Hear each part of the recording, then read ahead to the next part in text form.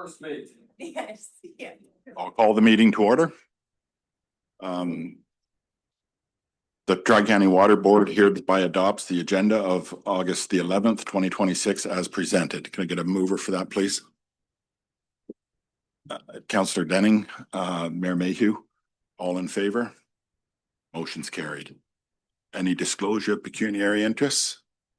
Seeing none. Adoption of previous meeting minutes that the Tri-County Water Board hereby adopt the minutes of the July the 8th, 2026 meeting as presented. Can I get a mover?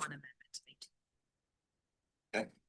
I just have one amendment to make to the previous minutes. It indicated that Kathy Case from Newberry was present, but she was not, so that will be removed from the minutes.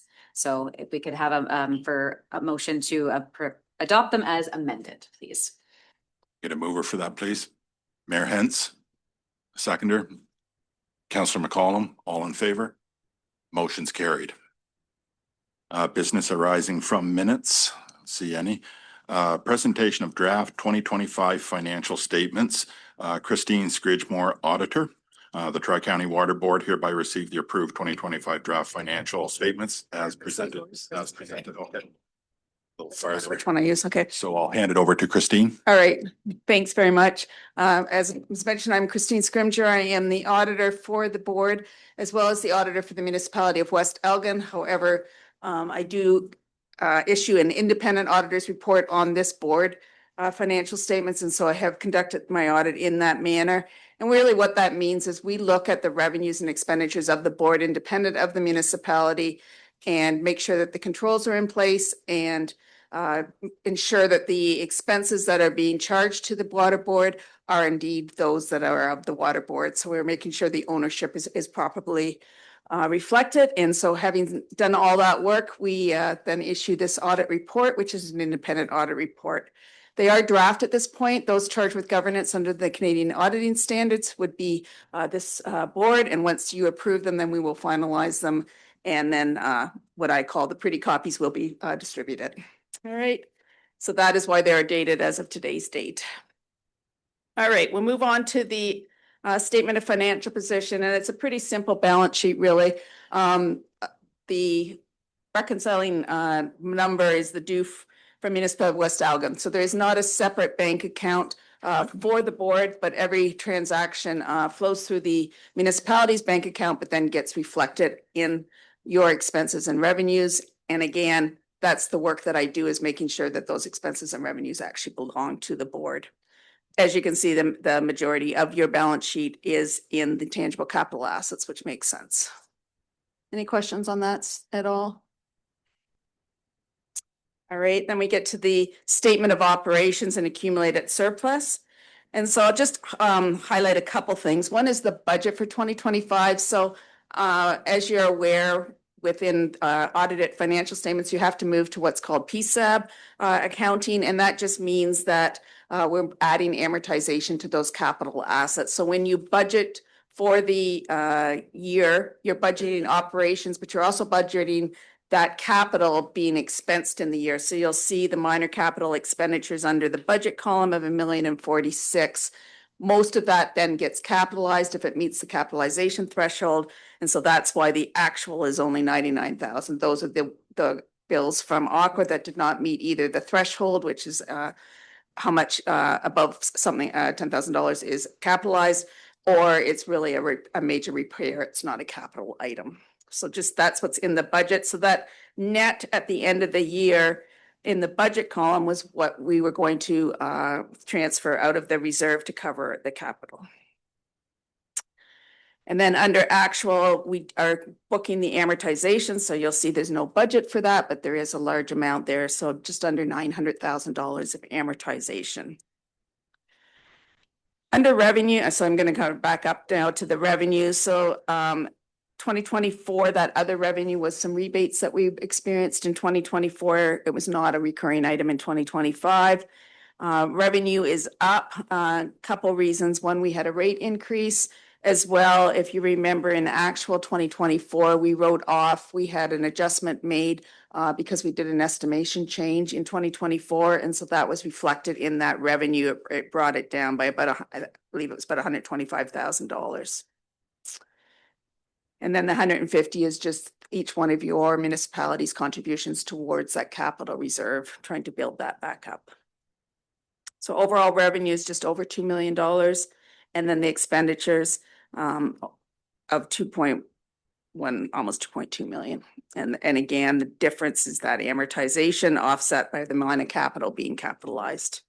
The Aqua contract and call outs, our budget is really what the monthly charges, but there's always additional charges from Aqua for additional work they do. And then operating and maintenance is utilities and that kind of expenditure to operate the system. Any questions on the operations? We've got one question from Oh, sorry. Councillor Statham. Go ahead. Thank you. And through the chair, I just wondered, was there any explanation why Aqua was like $116,000 over budget? I just wondered if there was any a particular reason for that. The one major, so I did have your treasurer provide a analysis of that account because I asked the same question. And the major thing was a building repair to the low lift. There was about a $30,000 expenditure for that. There was also some reporting and some additional work done for yellow water. So those were the two main things. Thank you. You're welcome. Anything else there? Any other questions? Seeing none. Okay. So then the next statement is your statement of cash flows. And because you have no separate bank account, it comes down to zero at the end. And again, the big numbers are the acquisition of the new capital assets and then the amortization write-off. I will comment on that number a little bit, which I always do in a municipal financial statement. You're always trying to reinvest at least what your amortization is. So your amortization is a writing off of the assets over a lifetime, what we estimate the lifetime of those assets will be.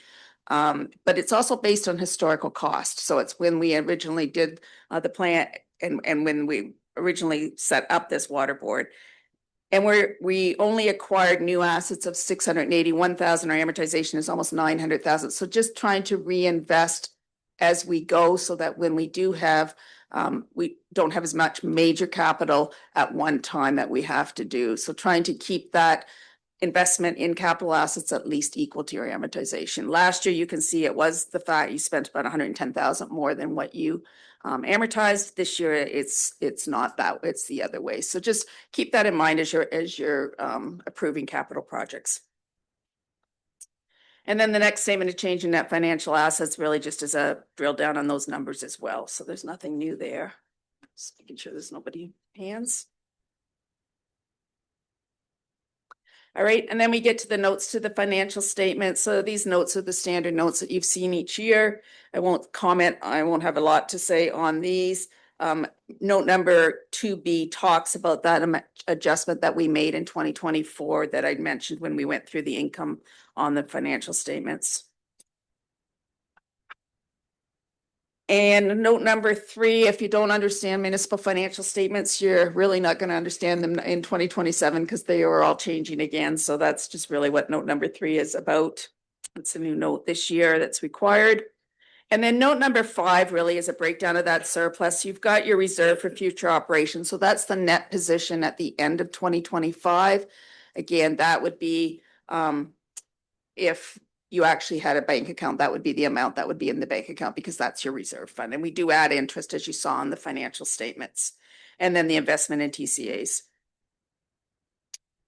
And then note number 6 is the commitment regarding Aqua. So that's your monthly charge. And again, as I mentioned, there were additional charges in this year, which there is every year. They were just a bit higher this year. And I would also comment to your question originally, because we did have more water and more changes in 2025, that would also attribute to some of the amounts, but it wasn't very large what Aqua charged for those things.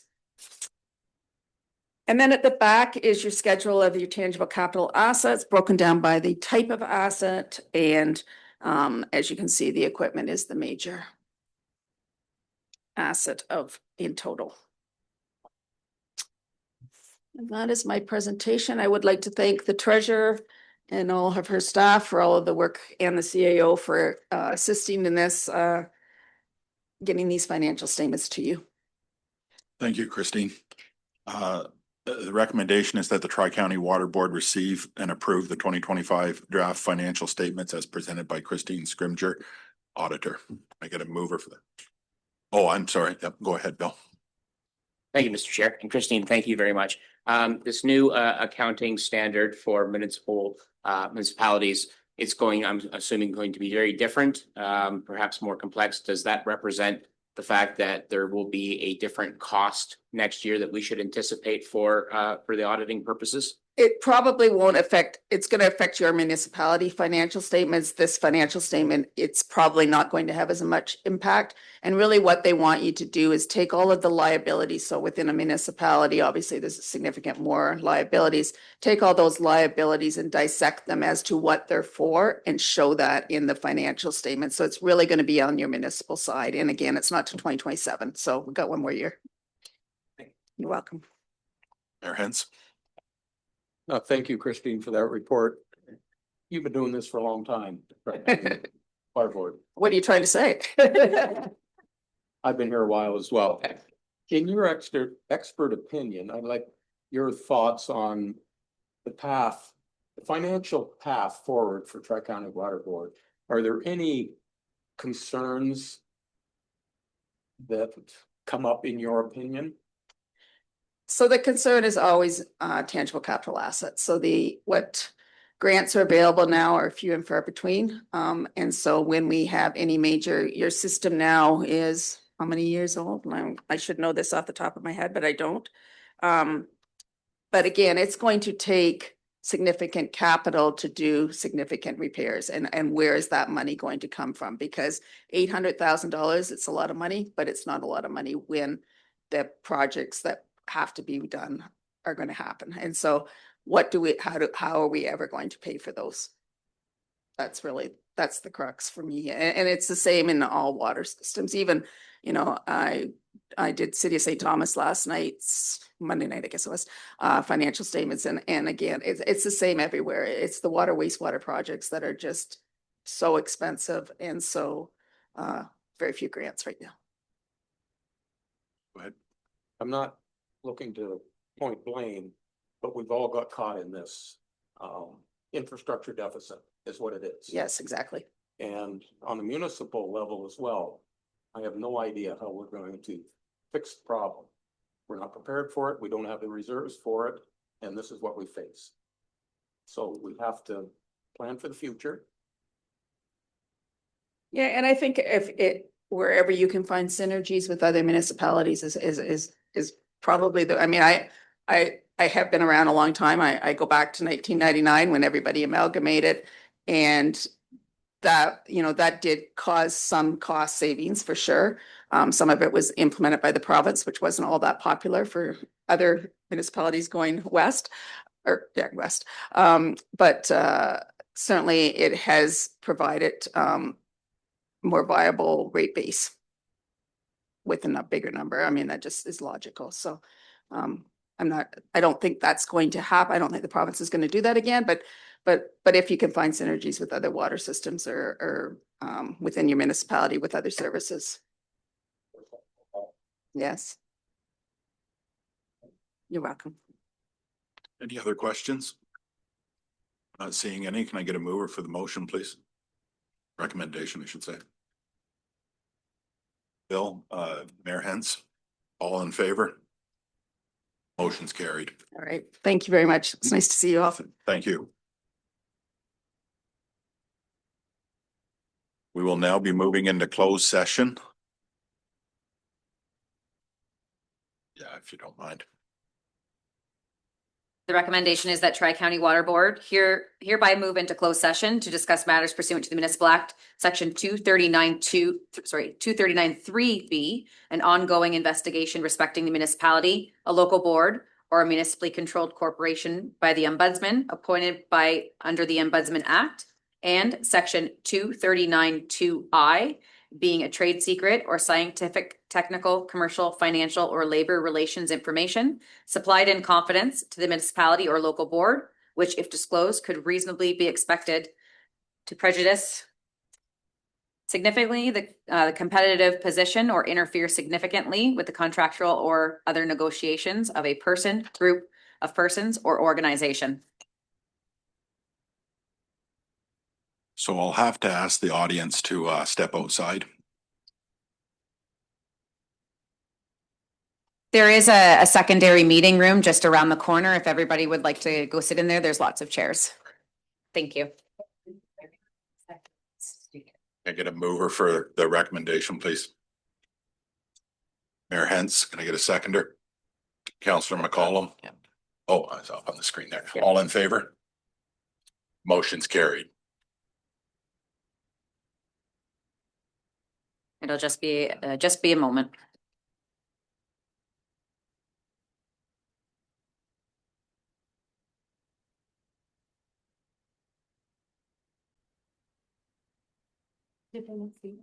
We are now back in open session and we will have the report from closed session. So we are reporting from closed session at 7:42 PM. The Tri-County Water Board received 2 items pursuant to the Municipal Act, Section 239, for information purposes, with further discussion to take place in open session. So we will now have staff reports and our CAO Amanda Gubbles will present the project manager. Thank you through you, Vice Chair, to the rest of the board. The report before you does provide a public update on the comprehensive review of the Tri-County water system and next steps in that governance review process. As you know, the board has already directed that this review work move forward with the goal to better understand the system's governance, financial sustainability, infrastructure needs, capacity, and future growth opportunities. The report does outline that a decision today is not being made about becoming a municipal service corporation or any other specific type of governance model, but and a number will be evaluated. The purpose of our discussion is to do due diligence so that the board has good independent information on which to make future decisions about governance and the overall water system. As you know, we have $75,000 included in our 2026 budget for this work. And in response to the board's previous direction, 2 proposals from qualified consulting teams have been received and were reviewed in camera. And given the commercial, financial, and technical information contained in those proposals, they were evaluated under in-camera provisions under the Municipal Act. But when the board is ready to debate and make a decision, the successful consultant and the final contract value will be approved in public session. So the recommendation of this open report is to receive the update and go ahead as a board and consider proposals. And if based on your in-camera discussion, you're comfortable to put forward a motion for award, it would be appropriate to do so in open session. Okay, thank you, Amanda. I will open the floor up to comments and questions. Mayor Mayhew. Thank you, Chair Mike. I was kind of off the line in discussions. I was the starter that I found the Pine Haddad Consulting Team's submission more comprehensive. It was broader in scope.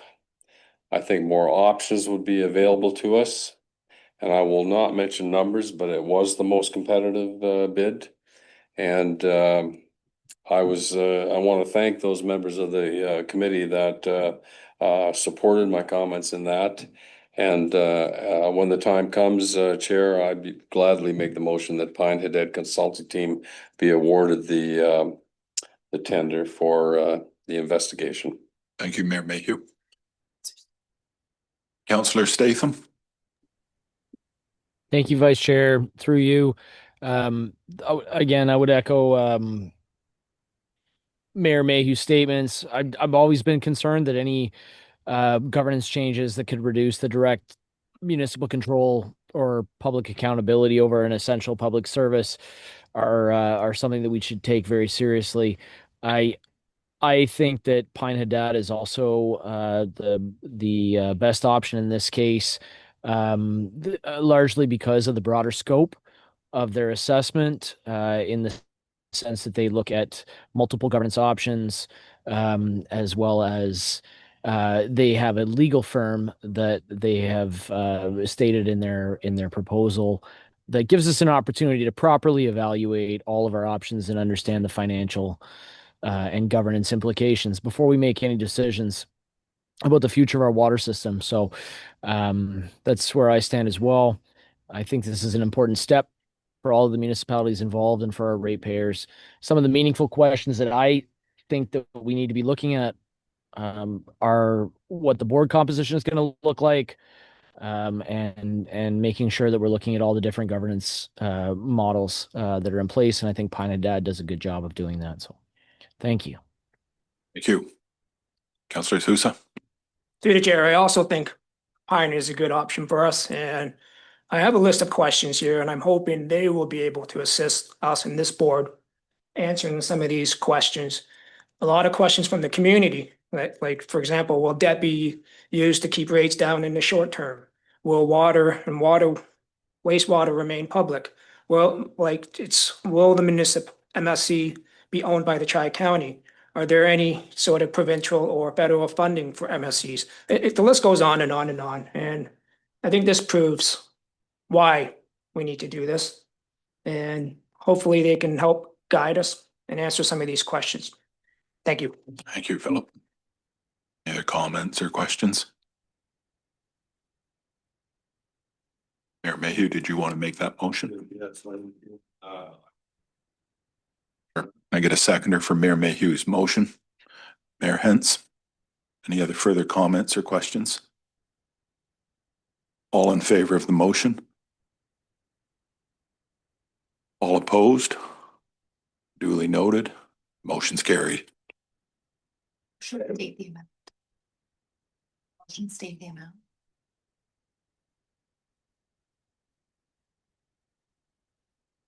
Yeah.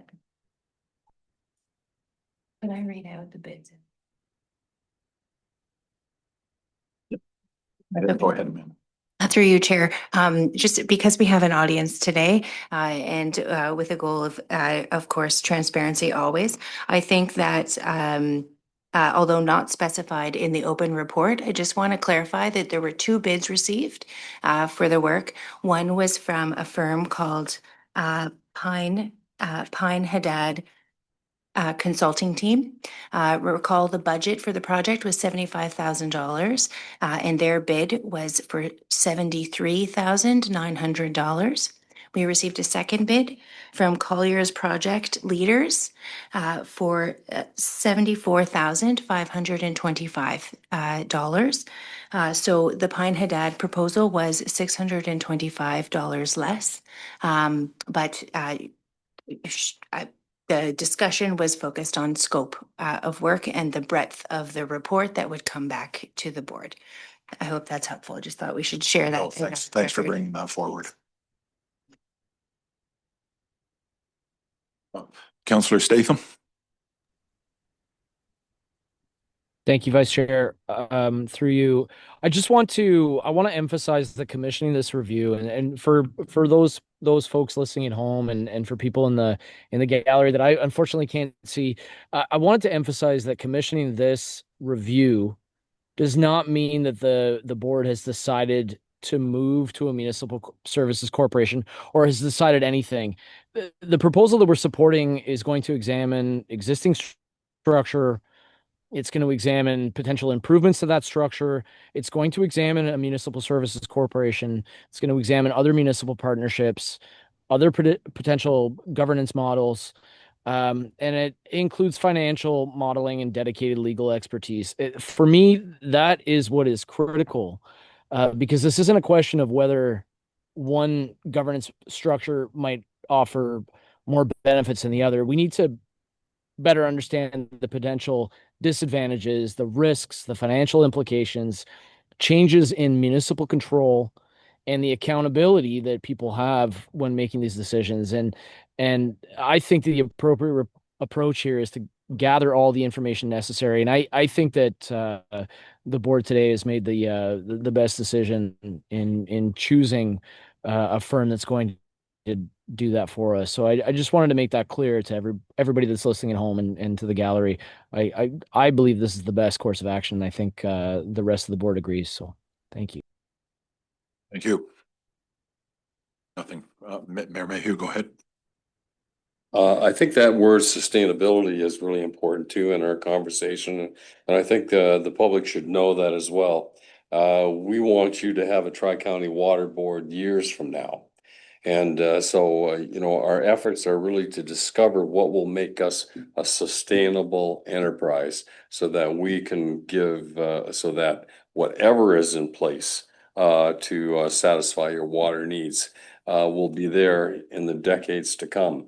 And that's what I think is most important, because the future looks a little dark to me at present. And I'm hoping that we can see some light at the end of the tunnel following something like this. And we are, you know, we're proceeding with this with, I think, some concern. But at the end of the day, we want to be there for the public in the years to come. And that's why we're doing this. Thank you. So the next item on the agenda is correspondence. It's a letter from West Elgin resident A. Kammert. Do we have a copy of the letter, or? It's attached. It's attached. So are we discussing it? Oh, Be opened up. okay. Question. I'll open up the discussion on this letter to the board for any comments or questions. And I'll also take a motion to receive and file. Mayor Hentz. I get a seconder. Bill Denning, all in favor? Motion's carried. Thank you. Now can I get a motion for adjournment? Councillor Sousa. Seconder. Mayor Hentz, all in favor? Motion's carried. Thank you. Thanks everybody for coming tonight.